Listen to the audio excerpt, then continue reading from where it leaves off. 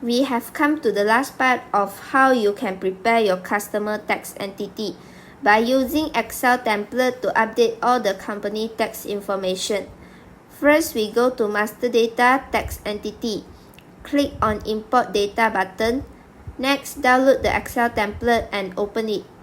From this Excel, you can see few columns here which are TIN, classification, name, identity type, identity number, business registration number, SST registration number, tourism tax registration number, MSIC code, business activity description, address, postcode, city, country code, state code, phone, and email address.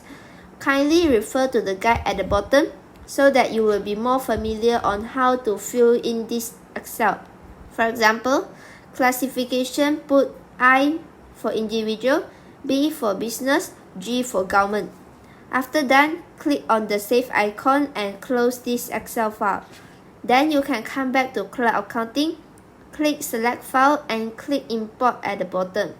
For your information, if there is any error, it will show the error and guide you where to fix it. For example, you can either manually key in or fix the Excel template and import again. After importing the data successfully, it is time to map the tax entity to your debtor. So go to Master Data, Customer, edit the customer and click on Tax Entity. Just select the tax entity accordingly, then you are done.